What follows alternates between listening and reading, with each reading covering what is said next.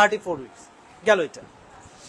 এরপর আসলে তোমার যদি নর্মাল পেশেন্ট হয়, হ্যাঁ নর্মাল যদি পেশেন্ট হয় অ্যান্টিফসফোলিপিড সিনড্রোমের, লাইক হচ্ছে পেশেন্টটা প্রেগনেন্ট না, নন প্রেগনেন্ট লেডি হয়, তার ম্যানেজমেন্টটা কিভাবে করবো আমরা? হ্যাঁ, তার ম্যানেজমেন্টের ক্ষেত্রে দুইটা পার্ট থাকতে পারে। একটা হচ্ছে তোমার মানে ইডিওপ্যাথিক ভাবে তার অ্যান্টিফসফোলিপিড সিনড্রোম হতে পারে, আর হচ্ছে সেকেন্ডারি কোনো কারণে ওই like acidity, specially acidity, rheumatoid arthritis, Sjogren syndrome, এগুলো থেকে তার অ্যান্টিফসফোলিপিড সিনড্রোম হতে পারে।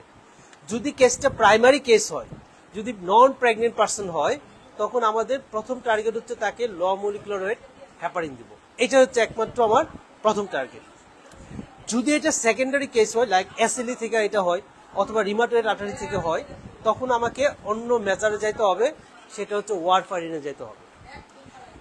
এখন কিন্তু বর্তমানে যে অ্যান্টিকোয়াগুলিন গুলো ইউজ করি তার মধ্যে আমাদের নোভেল ওরাল অ্যান্টিকোয়াগুলিন যেগুলো লাইক হচ্ছে এপিক্সাবান, রিভারক্সাবান, তারপর ডেভিগাট্রান, এন্ডোক্সাবান, এই ড্রাগগুলা কিন্তু আমরা ফার্স্ট লাইন ড্রাগ হিসাবে ইউজ করি যে কোনো থ্রম্বোএম্বোলিক ইভেন্টে। বাট যদি থ্রম্বোএম্বোলিজমটা মানে আমাদের হার্টের ভালভুলার ডিজিজ রিলেটেড হয় প্লাস অ্যান্টিফসফোলিপিড সিনড্রোমের পেশেন্ট হয়, তাহলে এই দুইটা জায়গাগুলোতে আমরা ওয়ারফারিন দিব। আর এছাড়া বাকি যত জায়গা আছে সব জায়গায় হচ্ছে তোমার এপিক্সাবান, রিভারক্সাবান, এই দুইটা হচ্ছে ফার্স্ট লাইন ড্রাগ, ঠিক আছে? এপিক্সাবান, রিভারক্সাবান দুইটা হচ্ছে একদম ফার্স্ট লাইন।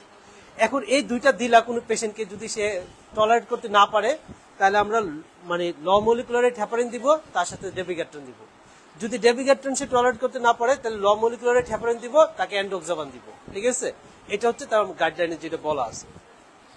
তো এটা যদি আমাদের প্রাইমারি কেস হয়, তাহলে প্রাইমারি দ্যাট মিনস ইডিওপ্যাথিক কারণে তার antiphospholipid that means syndrome develop করে গেছে, সেই ক্ষেত্রে হচ্ছে আমরা ল ডোজ অ্যাসপিরিনটা হচ্ছে আমাদের ট্রিটমেন্টে থাকবে। আর যদি এটা সেকেন্ডারি কারণে হয়, তাহলে আমাদের মেইন টার্গেট হচ্ছে ওয়ারফারিন দিতে হবে। যদি ভেনাস থ্রম্বোএম্বোলিজম হয়, তাহলে ওয়ারফারিন পাবে, এটা কতদিন পাবে?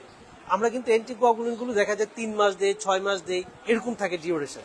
বাট এই ধরনের পেশেন্টের ক্ষেত্রে সারা জীবন তাকে ওয়ারফারিন দিতে হবে, হ্যাঁ মানে সারা জীবন দিতে হবে। এবং এই ক্ষেত্রে একটু আয়নারটা আমাদের দেখতে হবে। আয়নার সাধারণত 2 থেকে 3-এর মধ্যে রাখতে হয় যদি এটা ভেনাস থ্রম্বোএম্বোলিজম হয়, 2 থেকে 3-এর মধ্যে। তাহলে ওয়ারফারিন পাবে এখানে লাইফ লং, 1-2 দিন না বা 3 মাস 6 মাস না, লাইফ লং পাবে।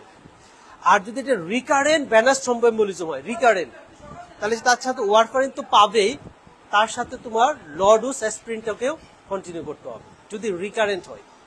আর্টেরিয়াল থ্রম্বোএম্বোলিজম যদি হয়, তাহলে সেক্ষেত্রে আমরা লাইফ লং ওয়ারফারিন দেবো। অত সোজা কথা, ভেনাস হোক, আর্টেরিয়াল হোক, রিকারেন্ট হোক, সকল কন্ডিশনে সাধারণত আমরা লাইফ লং ওয়ারফারিনটা দিব।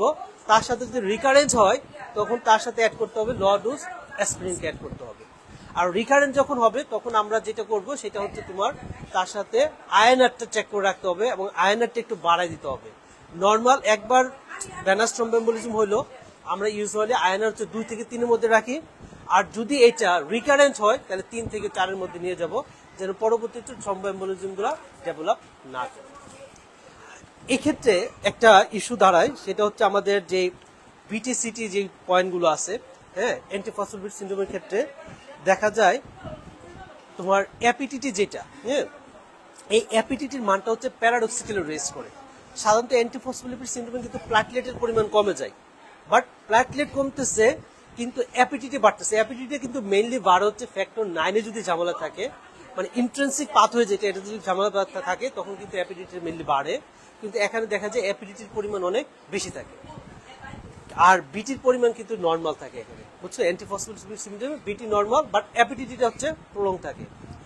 এই অ্যাপিটিটি প্রলং পাওয়া যায় এরকম আইসোলেটেড ডিজিজগুলো হচ্ছে মেইনলি আমাদের হিমোফিলিয়া এ, হিমোফিলিয়া বি, অথবা কোনো পেশেন্ট যদি অ্যাকোয়ার্ড হিমোফিলিয়া হয়, তাহলে সেই পেশেন্টের ক্ষেত্রে কিন্তু তোমার এই অ্যাপিটিটির পরিমাণ বাড়বে। আর হচ্ছে তোমার অ্যান্টিফসফোলিপিড অ্যান্টিবডির ক্ষেত্রে তোমার হচ্ছে অ্যাপিটিটির পরিমাণটা হচ্ছে মানে বেড়ে যায়। এখন এটা ধরো আমার এই পেশেন্টের বডিতে স্পেশালি অ্যান্টিফসফোলিপিড অ্যান্টিবডিটা আছে কিনা, এটার এই যে মানে অ্যাপিটিটিটা বেড়ে গেছে, এটাকে প্রমাণ করার জন্য যে না আসলে আছে কিনা, আমরা কোন একটা নর্মাল পার্সনের একটা প্লাজমা হচ্ছে ওই তার বডির প্লাজমার সাথে অ্যাড করি। অ্যাড করার পরে ওই প্লাজমাটা আমরা হচ্ছে তার অ্যাপিটিটি টেস্ট করি। যদি দেখি যে না অ্যাপিটিটিটা কারেক্টেড হচ্ছে না, তার মানে তার প্লাজমাতে অ্যান্টিবডিটা আছে। এই অ্যান্টিবডিটা হচ্ছে যে কাজটা করছে, তার নর্মাল পেশেন্টের যে প্লাজমাটা দিচ্ছি তার যে ক্লটিং ফ্যাক্টর আছে এটাকে সে কি করছে, নষ্ট করে দিয়েছে। তার মানে তিনটা কন্ডিশন, একটা হচ্ছে হিমোফিলিয়া এ বি, একটা হচ্ছে অ্যাকোয়ার্ড হিমোফিলিয়া আর অ্যান্টিফসফোলিপিড সিনড্রোম।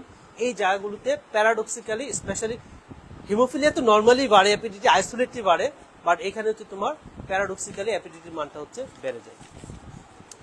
তো এটা হচ্ছে আমাদের স্পেশালি অ্যান্টিফসফোলিপিড সিনড্রোমের পেশেন্টের একটা ম্যানিফেস্টেশন তোমার বা প্রেজেন্টেশন। এক নম্বর হচ্ছে তাহলে পেশেন্টের রিকারেন্ট ফিটাল লস, পেশেন্টের হচ্ছে ভেনাস থ্রম্বোএম্বোলিজম ফিচার, পেশেন্টের লিবিডো রেটিকুলারিস থাকতে পারে, অথবা সেকেন্ডারি যদি কোনো ডিজিজ থেকে এটা হয়, লাইক অ্যাসিলি যদি হয় তাহলে অ্যাসিলি সব ফিচার পেতে পারি। যদি রিমাটয়েড আর্টারিস হয় অথবা শকগ্রেন হয় তাহলে সেই ডিজিজের ফিচারগুলো পেতে পারি। তার সাথে অ্যান্টিফসফোলিপিড অ্যান্টিবডিগুলো পজিটিভ থাকবে। অ্যান্টিফসফোলিপিড অ্যান্টিবডিগুলো হচ্ছে আমাদের স্পেশাল লুপাস অ্যান্টিকোয়াগুলেন্ট অ্যান্টিবডি, তারপরে বিটা 2 গ্লাইকোপ্রোটিন 1 অ্যান্টিবডি, আর হচ্ছে অ্যান্টিকার্ডিওলিপিন অ্যান্টিবডি। ঠিক আছে, তিনটা। এর মধ্যে অ্যান্টিকার্ডিওলিপিন অ্যান্টিবডি হচ্ছে থ্রম্বোএম্বোলিজম করার জন্য সবচেয়ে আপার হ্যান্ড নেয়, হ্যাঁ। আর হচ্ছে লিবিডো রেটিকুলারিস তো থাকে। আর ট্রিটমেন্ট হচ্ছে দুইটা ক্যাটাগরিজ করবো, একটা প্রেগনেন্ট লেডি আর একটা non pregnant. Pregnant lady as soon as possible যখন প্রেগনেন্সি কনফার্ম হবে আমরা তাকে ল ডোজ অ্যাসপিরিন দিব, ওকে। আর যখন প্রেগনেন্সি কনসেপ্ট করলো, বাচ্চার ফিটাল হার্ট রেট চলে আসলো, তখন আমাদেরকে ল মলিকুলার ওয়েট হেপারিনটা কন্টিনিউ করবো। এবং এটা হচ্ছে প্রেগনেন্সি আপ টু 34 উইকস পর্যন্ত কিন্তু এটা কন্টিনিউ করতে হবে, হ্যাঁ। আর যদি নন প্রেগনেন্ট পার্সন